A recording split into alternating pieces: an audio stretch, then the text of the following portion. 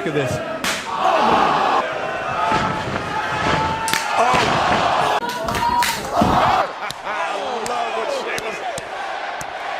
Pro wrestling के अंदर आप लोगों ने स्टिफ रेसलिंग तो जरूर सुनी होगी। ये बेसिकली एक ऐसा रेसलिंग स्टाइल होता है जहां पर wrestlers hard kicks, chops, slaps, punches का यूज करते हैं। बेसिकली वो अपने मैचेस को और भी फिजिकल दिखाना चाहते हैं और जो भी रेसलर इस रेसलिंग स्टाइल का यूज करते हैं उन्हें स्टिफ रेसलर्स कहा जाता है। तो स्वागत है दोस्तों आप लोगों का रेसलिंग फॉर चैनल पर। आज की इस वीडियो में हम बात करेंगे ऐसे ही 10 मोस्ट स्टिफेस्ट WWE रेसलर्स के बारे में। तो वीडियो में आगे बढ़ने से पहले मैं आप लोगों को कहना चाहूंगा, तो अगर आप लोग इस चैनल पर नए आए और आप लोगों को इस चैनल का कंटेंट पसंद आता है तो यार सब्सक्राइब जरूर कर देना और उस बेल आइकन को भी जरूर दबा देना ताकि आप लोग चैनल पे अप टू डेट रहे और वीडियो अच्छे लगे तो लाइक भी जरूर करना। अब इसी के साथ हम नंबर 10 से शुरुआत करते हैं जहां पर आती है 9th wonder of the world, China. China one of the greatest female stars में से एक है, साथ ही साथ वो one of the stiffest wrestlers में से भी एक है। अब ये भाई मैं उनकी रिस्पेक्ट में नहीं कह रहा हूं, आई मीन चाइना को भाई रेसल ही नहीं करना आता था। इस लिस्ट के अंदर और बाकी जितने भी रेसलर्स है ना वो इस रेसलिंग स्टाइल का यूज करते हैं ताकि वो अपने मैचेस को बढ़िया दिखा सके या वो अपने आप को और भी बढ़िया तरीके से रिप्रेजेंट कर सके। बट चाइना को भाई रेसल ही नहीं करना आता था, इसलिए वो बहुत ही ज्यादा स्टिफ रेसल करा करती थी। अब देखो मैं गलत नहीं कहूंगा, चाइना भाई one of the biggest WWE stars में से एक है। आई मीन उन्होंने WWE के अंदर इतनी सारी चीजें अचीव करी हैं। वो आज भी इकलौती फीमेल रेसलर हैं जिन्होंने इंटरकॉन्टिनेंटल चैंपियनशिप जीती थी। But as a in ring performer भाई वो बिल्कुल भी अच्छी नहीं है। खुद क्रिस जेरिको ने भी इस बात के बारे में बताया था कि कैसे उन्हें चाइना के साथ वर्क करना बिल्कुल भी अच्छा नहीं लगता था। Is it like wrestling China? Terrible.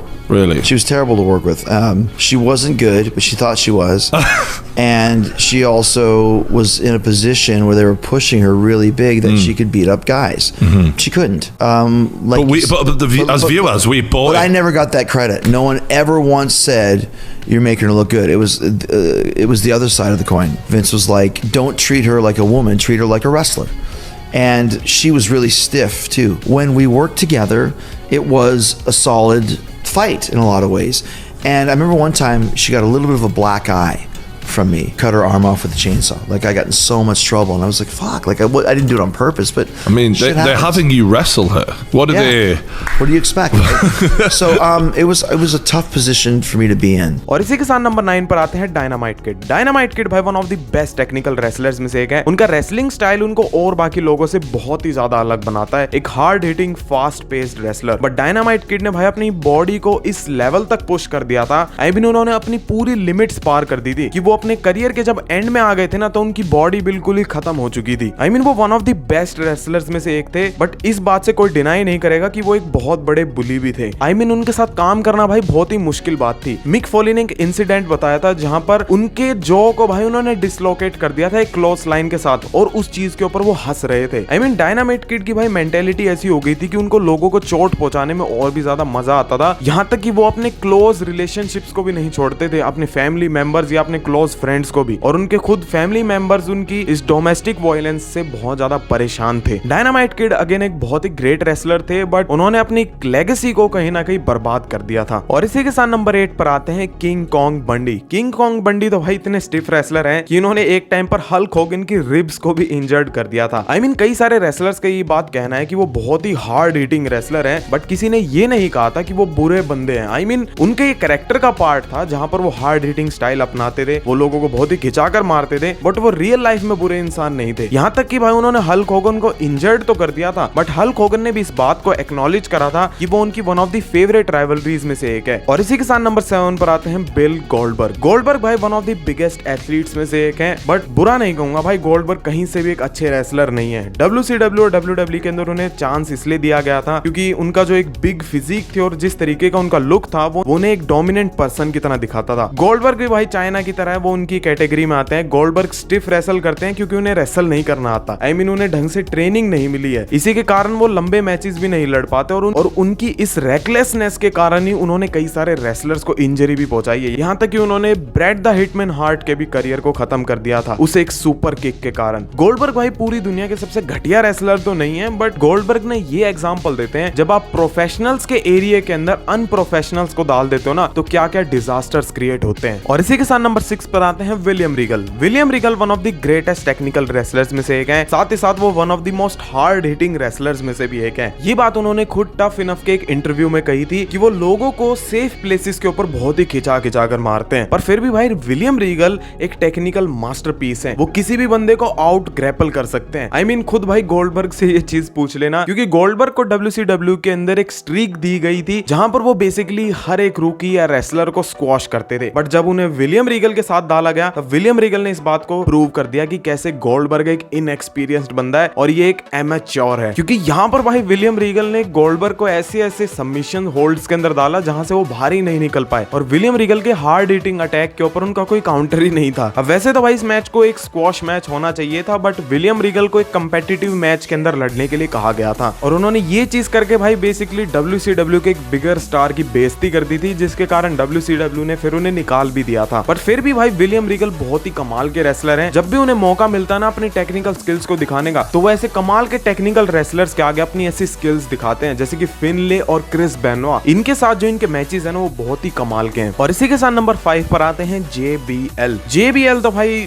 सीधा एक बैक स्टेज बुली है, इस चीज में कोई भी डिनाई नहीं कर सकता। अब बेशक से भाई JBL रिंग के अंदर बहुत ही ज्यादा टफ थे, बट वो रूकीज या कहो नए बंदे होते थे ना, जो नए रेसलर्स होते थे, उनके साथ वो बहुत ही ज्यादा स्टिफ रहते थे। आई मीन विंस मैकमैन तो कई बार कुछ रेसलर्स को पनिशमेंट देने के लिए उन्हें JBL के साथ एक मैच के अंदर डाल देते थे। आई मीन JBL भाई बहुत ही ज्यादा स्टिफ तरीके से रेसल करा करते थे। अब बेशक से भाई उनके कैरेक्टर का पार्ट था जहां पर वो एक हार्डकोर बंदे की तरह दिखाते हैं, जो कि किसी का भी फालतू बोलना नहीं सुनता। पर JBL ना भाई कहीं ना कहीं ऐसी हरकतें करते हैं, क्योंकि JBL का खुद का एक कहना था कि उनके भाई 2 वर्जन्स है क्लोथ्स लाइन फ्रॉम हेल के। एक वर्जन जो कि वो उनके फ्रेंड्स या उन बंदों के लिए यूज करते हैं जिनको वो पसंद करते हैं, और दूसरा वर्जन जो कि वो रूकी या नए रेसलर्स या कहो उन बंदों के ऊपर जिनको वो पसंद नहीं करते। और इस वर्जन में क्या होता है, वो उस बंदे को भाई बहुत ही खिंचा कर मारते हैं। अब बेशक से JBL भाई बहुत ही स्टिफ रेसलर हो, बट बारी आए जब पनिशमेंट लेने की, तो वो उतनी ही पनिशमेंट अपने ऊपर ले सकते हैं जितनी वो पनिशमेंट अपने ओपोनेंट को देते हैं। और इसी के साथ नंबर 4 पर आते हैं हार्डकोर हॉली। हार्डकोर हॉली को भाई हार्डकोर ऐसे ही नहीं कहा जाता था, क्योंकि वो रिंग के अंदर भाई इतने ज्यादा हार्डकोर और स्टिफ थे ना कि WWE के अंदर उन्होंने अपना नाम इसी चीज में बना रखा था। पर इसी के साथ साथ भाई वो बहुत ही बड़े एक बुली थे। आई मीन वो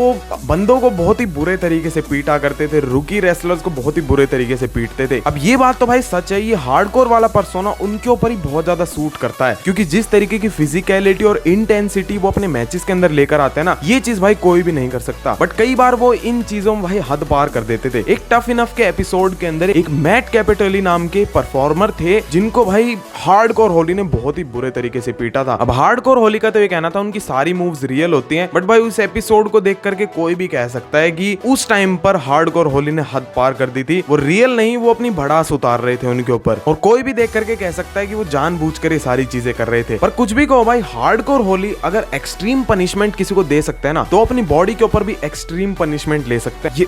ये बंदा लाइव टेलीविजन के ऊपर अपनी गर्दन तोड़वा रखा है। इन्होंने भाई ब्रॉक लेसनर से पावर बॉम्ब लिया था, गर्दन के बल लैंड हुए थे, और इसी के साथ साथ इन्होंने अपनी बॉडी के ऊपर WWE हिस्ट्री का सबसे ब्रूटल कट ले रखा है। और इसी के साथ नंबर 3 पर आते हैं the Celtic warrior Sheamus. Sheamus तो भाई अपने डेब्यू से ही एक हार्ड हिटर रहे हैं, और इसी के कारण उन्होंने अपनी एक हार्ड हिटिंग के अंदर रेपुटेशन बना रखी है। WWE के वो one of the most stiffest wrestlers में से एक है, और उनके इसी टफ कैरेक्टर के कारण उन्हें WWE के अंदर वर्ल्ड चैंपियन भी बनाया गया था, उनके डेब्यू के वो भी कुछ महीने बाद ही। और रिसेंटली फैंस उनके इस वर्क को बहुत ही ज्यादा प्रेज करते हैं। इसकी शुरुआत होती है उनके गुंथर के साथ फ्यूड, जो कि साल 2022 के अंदर हुई थी, जो कि बहुत ही ज्यादा फिजिकल और ब्रूटल फ्यूड थी। इसके बाद से ही फैंस भाई शेमस को बहुत ही ज्यादा रिस्पेक्ट करते हैं। आई मीन शेमस इतने लेवल तक हार्डकोर जा सकते हैं, वो इतनी ज्यादा फिजिकलिटी ला सकते हैं, यहाँ तक कि वो अपनी बॉडी के ऊपर भी इतनी सारी पनिशमेंट ले सकते हैं। शेमस ने इस बात को इंटरव्यू में बताया था कि कैसे उन्हें हार्ड हिटिंग रेसलिंग बहुत ज्यादा पसंद है, और अगर उन्हें कोई कहता है ना मैच के अंदर कि भाई थोड़ा धीरे मारो, तो वो उस बंदे को और भी खिंचा कर मारते हैं। क्योंकि शेमस का भी भाई यही कहना है कि वो किसी बंदे की गर्दन नहीं तोड़ रहे, उनका हाथ नहीं तोड़ रहे, वो बस उन्हें खिंचा कर ही तो मार रहे हैं, जिससे हल्की फुल्की चोट लगती है, और वो भी कुछ टाइम बाद ठीक हो जाती है। और इसी के साथ नंबर 2 पर एक नहीं भाई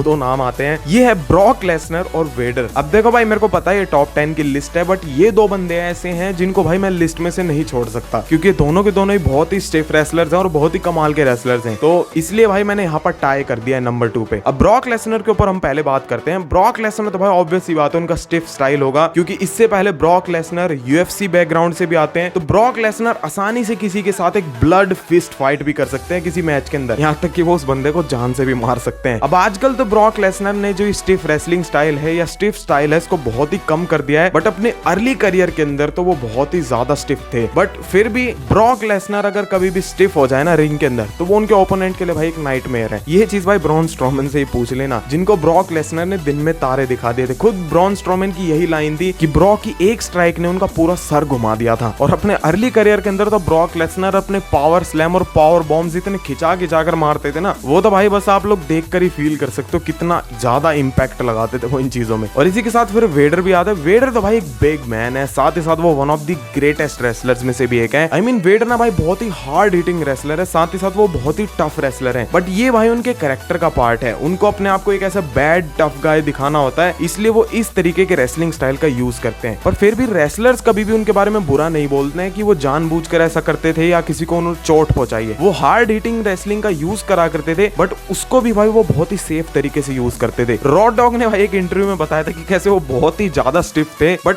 उनको उनके ब्रदर ने बताया था कि कैसे अगर वेडर की तुम्हें रिस्पेक्ट पानी है ना, तो वेडर जब तुम्हें खिंचाकर मारे तो तुम भी उसे खिंचाकर मारो, तभी तुम उसकी रिस्पेक्ट ले सकते हो। वेडर भाई सच में बहुत ही ज्यादा टफ रेसलर थे। आई मीन मैं ये बात क्यों कह रहा हूँ, क्योंकि वेडर का भाई स्टैन हैंसन के साथ मैंने एक मैच देखा था। यहाँ पर भाई स्टैन हैंसन का पंच था ना, वो गलत तरीके से लग जाता, उनका थंब वगैरह उनकी आई में लग जाता है, और भाई वेडर की जो आंख है ना वो उनकी आई सॉकेट से बाहर निकल आती है। और ये बंदा भाई इतना टफ है ना, ये अपनी आंख को भाई अपने हाथों से अंदर कर रहा है। मतलब ना इसने मैच रुकवाया इस बंदे ने कि भाई मैच रोक दो, मैं मैच नहीं लड़ रहा, इसके बाद भी इन्होंने मैच कंटिन्यू रखा। तो आप लोग सोचो भाई ये बंदा कितना ज्यादा टफ है। और इसी के साथ नंबर 1 पर आते हैं गुंथर या कहो वॉल्टर। देखो भाई इस चीज में बिल्कुल भी गलत नहीं हूं, और ये बात मैं बिल्कुल भी गलत नहीं कह रहा कि WWE के अंदर राइट नाउ गुंथर से ज्यादा कोई भी स्टिफेस्ट रेसलर नहीं है। गुंथर इतने ज्यादा हार्ड हिटिंग रेसलर है। गुंथर को one of the most hard hitting and stiff wrestlers में से एक कहा जाता है, और ये चीज भाई वो अपने करियर के शुरुआत से ही करते आ रहे हैं। उनके कोई भी इंडीज के या कोई भी मैचेस उठाकर देख लो भाई, आप लोग वो पेन ना खुद फील कर सकते हो, ये इतना खिंचा